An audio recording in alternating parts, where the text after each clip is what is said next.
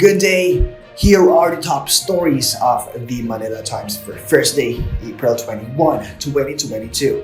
Comelec junks last case filed versus BBM. The Commission on Elections or Comelec dismissed the last petition that seeks to disqualify presidential frontrunner Ferdinand Bongbong Marcos Jr. for lack of merit.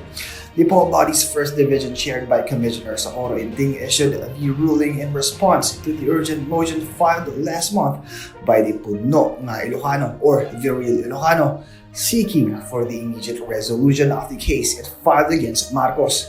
The petition cited as basis the former senator's conviction of tax-related cases in 1995 while serving as vice governor of Ilocos Norte.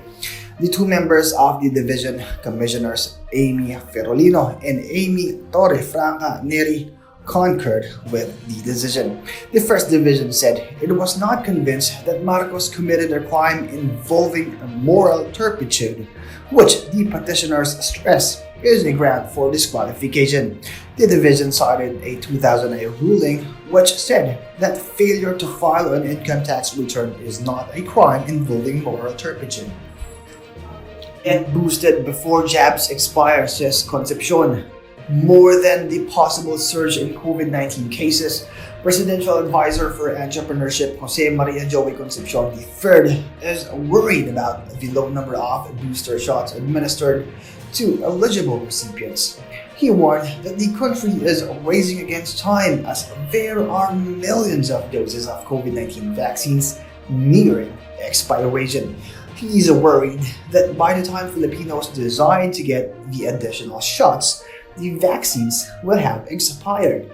Lowered immunity, he warned, will mean higher risk in contracting the virus, which will translate to more infections and potentially affect the economy anew and halt the momentum gained by micro, small, and medium enterprises or MSME to recoup their losses in the past 2 years. Avalos aims to make constituents self-reliant. Former Commission on Elections Chairman and Mandaluyong mayoral candidate Benjamin Avalos Sr. on Wednesday said that he was keen on making his constituents self-reliant and not dependent on ayuda or help. Avalos is no stranger to self-reliance, having paid for his college education by working as a caddy in the golf course. In an interview with the Manila Times, Avalos said he will urge Congress and the national government to build public schools to make free education more accessible. Avalos also emphasized the need to provide quality technical education to Filipinos. Avalos, who also once served as chairman of the Metropolitan Manila Development Authority, was the mayor of Mandaluyong from 1986 to 1994. Philippines and United States to fortify economic alliance. The Philippines and the United States have agreed to strengthen the economic partnership and cooperation in a meeting of the two nations' representatives in Washington, D.C. Trade Secretary Ramon Lopez and U.S. Commerce Secretary Gina Raimondo discussed trade issues at the sidelines of the high-level diplomatic reception for government officials and business leaders on April 19, 2022. Lopez was joined by Trade Undersecretary Seferino Rodolfo, Commercial Counselor Kenneth Yap, and Consul Commercial Benedict Uy. He expressed the Philippines' intent to join the Indo-Pacific Economic Framework or IPEF, an American initiative seen by many as an effort by the U.S. to preserve its leadership and presence in the region. PMT Coffee Break discusses NFTs.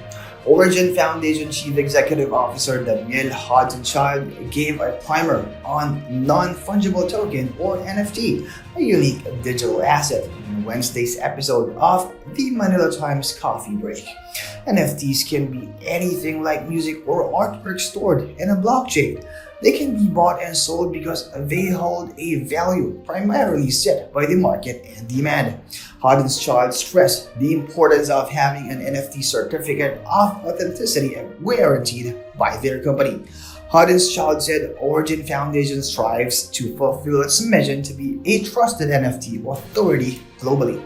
He noted that their organization has 4 different divisions, namely Origin Luxury, Origin Art, Origin Digital Media, and Origin Collectibles. Ping Business, next admin likely to continue Duterte programs. Singapore-based bank DBS said the next administration will likely continue the policy reforms started by the Duterte administration. DBS economist Chua Hanting, in a report released on Wednesday, said that presidential and vice presidential front-runners Ferdinand Bongbong Marcos Jr. and Sara Duterte Carpio, for instance, committed to continue the implementation of the current administration's Build program that seeks to improve the country's infrastructure. He said that Marcos and Duterte Carpio also vowed to continue implementing programs that will combat corruption and rooting out illegal drugs, but the pair's stance on public finances is unclear.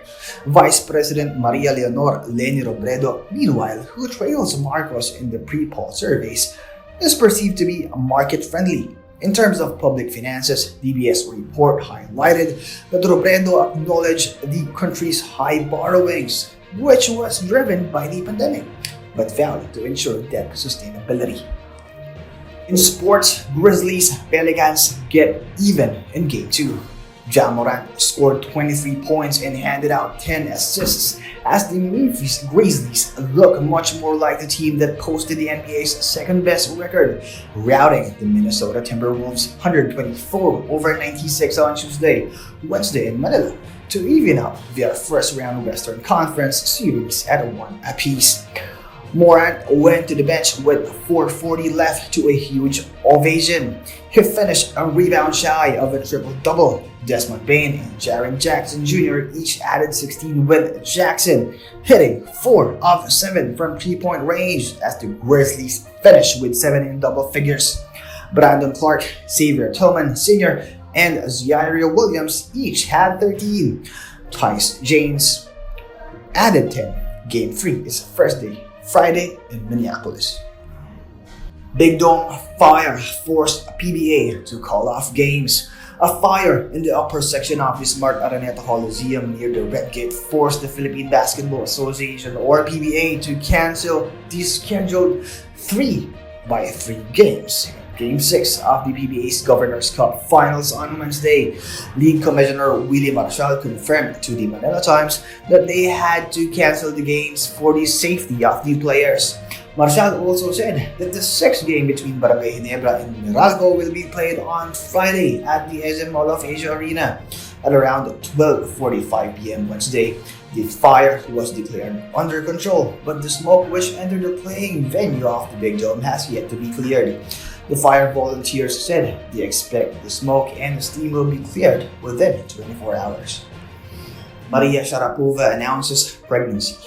Maria Sharapova says she is pregnant. The 5-time Grand Slam tennis champion, who retired from the sport in February 2020, delivered the news via a social media post on Tuesday, her 35th birthday. She announced her engagement to Alexander Giltz in December 2020. Opinion and editorial: The Times criticizes the government for its sloppy handling of the West Philippine Sea exploration and says this sends a wrong message to potential investors.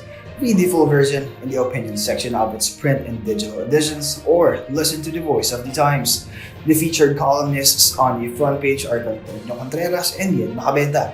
Contreras writes about education, and Macabenta on opposition candidates flunking the test of statecraft and negotiation. For more news and information, read the Manila Times on print, subscribe to its digital edition, or log on to www.manilatimes.net. Follow us on Facebook, Instagram, and Twitter, and keep up with the Times. This is Christian Romaganoy reporting.